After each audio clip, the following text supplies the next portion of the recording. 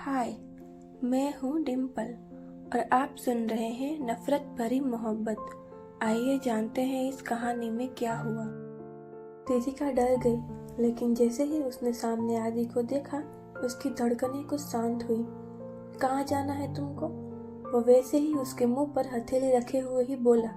रितिका ने आंखों से ही उसे हथेली हटाने को कहा, लेकिन वो उसमें ही खोया हुआ था। उसने ध्यान नहीं दिया तो रितिका ने उसकी हथेली पर जोर से काट लिया।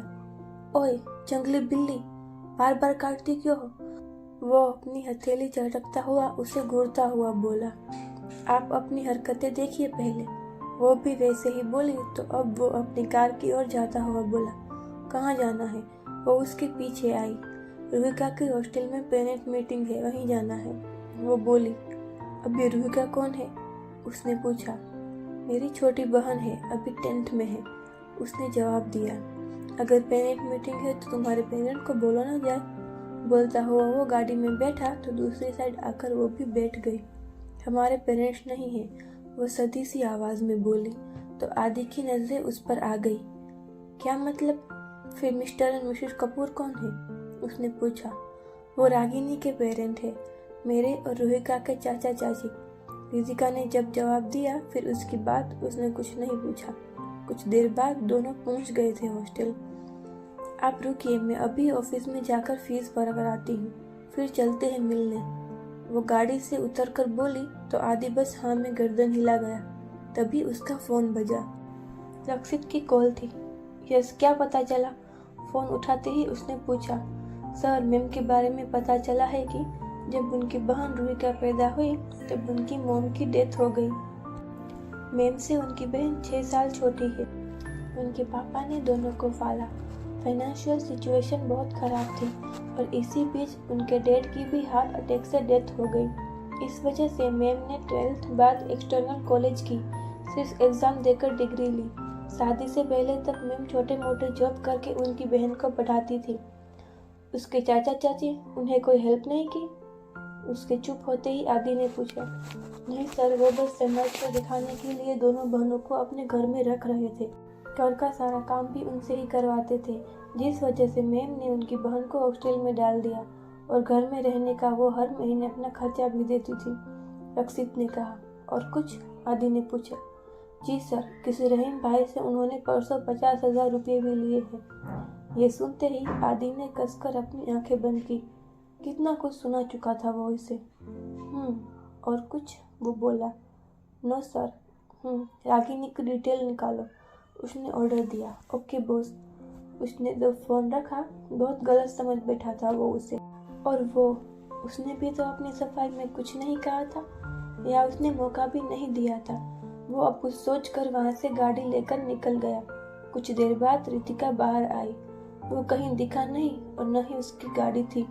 वो अब कुछ सोचकर हॉस्टल की ओर बढ़ी। उसने गेट पर कार्ड दिखाया तो कुछ मिनटों बाद ही वो दौड़ती हुई आई।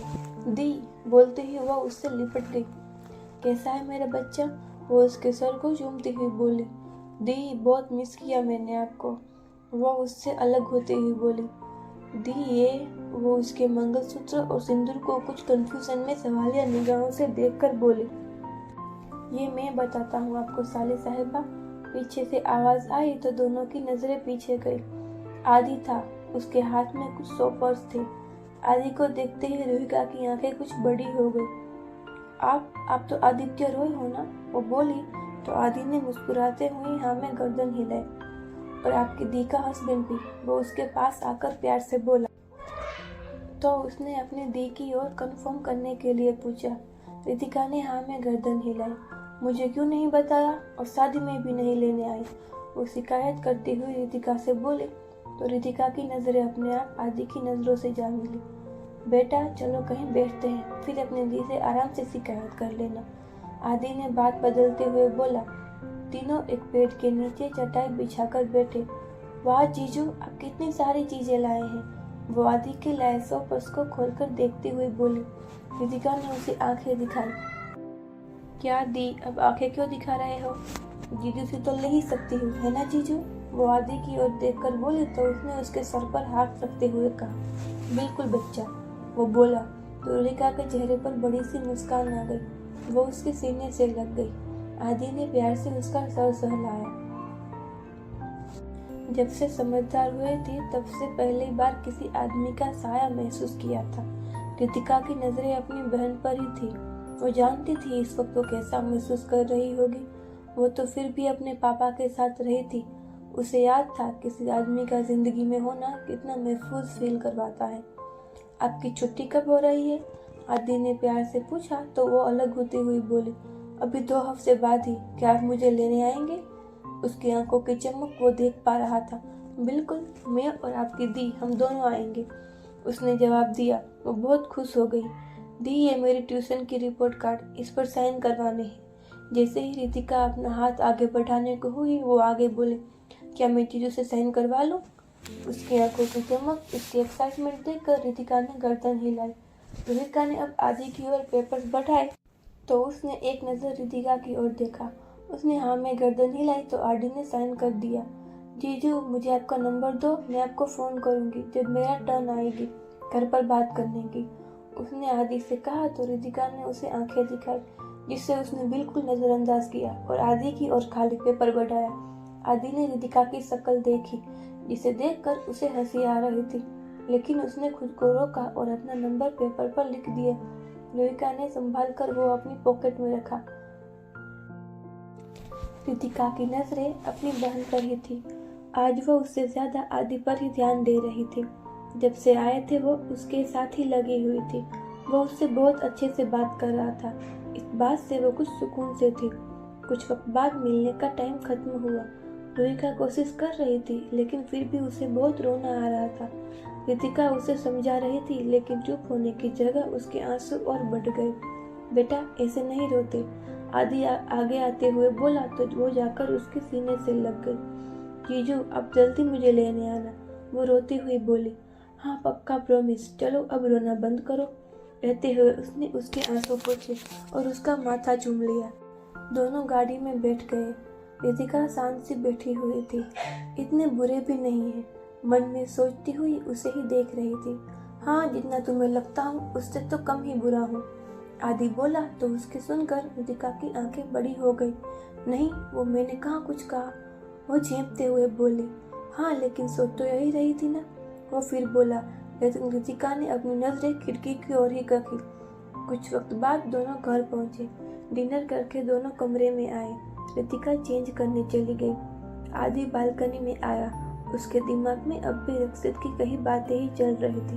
क्या वो रितिका को समझने में कोई गलती कर रहा था? जब वो कमरे में आई, आदि को बालकनी में देखकर वो उसके पास आई। उसके पास उससे कुछ दूरी बनाकर खड़ी रहती हुई बोली, थैंक यू रूही को इतना अच्छे से संभालने के लिए। वो बोली तो आदि की नजरें उस पर गई। फाइनली कुछ अच्छा दिखा तुम्हें मुझ में, वो उसे खींचकर खुद से लगाते हुए बोला। अपने दोनों हाथ उसकी कमर पर वो टिका चुका था। दोनों के बीच बस कुछ इंच का ही फासला था। क्या कर रहे हैं? वो उससे दूरी बनाने के लिए उसके सीने पर अपने हाथ रख चुकी थी। वहीं जो पति पत्नी के बीच होता है। वो उसे खींचकर अपने से सटाते हुए बोला। आरोही की आंखें बड़ी हो गई। वो कुछ समझती कि तब तक वो उसकी गर्दन पर अपने होठ रख चुका था। आरोही ने अपनी आंखें भींच ली। उसकी टी शर्ट पर उसके हाथ कुछ कसे। कुछ पल बाद जब वो उससे दूर हुआ तो उसकी बंद आंखों से बहते आंसू देख वो ठहर सा गया। उसकी पकड़ अपने आप उसकी कमर पर ढीली हो चुकी थी। अगर आपको ये कहानी पसंद आ रही है तो चैनल को लाइक, शेयर और सब्सक्राइब जरूर कीजिए। Thank you.